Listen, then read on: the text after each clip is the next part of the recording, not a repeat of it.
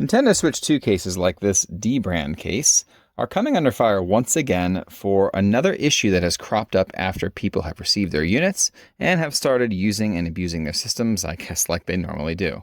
So when you hold a system normally like this, you don't have any issues, right? There's no controller detachment. You can't pull these controllers out. Everything is very well held. If you hold it like this seems to work out pretty well. But if you hold it like this, look at that. The controllers start to come out just a little bit.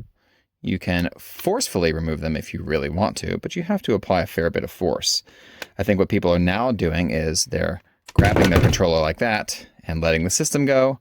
And if you do that with enough force, well, you just saw what happens. This does not happen if you just have the regular controllers here without the grips on it.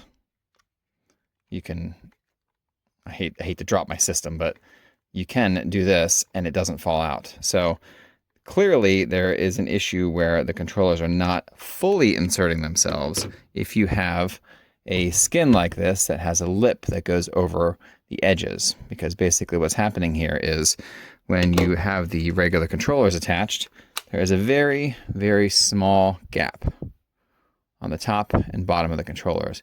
And that's where this lip fits. This lip is a very, very, very small lip. It barely fits in between the system and the controller. It's just enough to keep the grips from coming off of the controller. But of course, that means that when you apply them to the system, notice that the gap is much, much smaller now, which should mean that there is a solid connection, but for some reason, it's not clicking all the way in there. And that's going to be an interesting problem for case manufacturers to solve.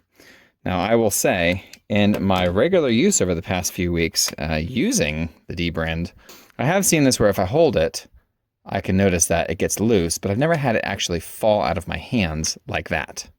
That is a new problem that I have not come across until I started testing for it specifically.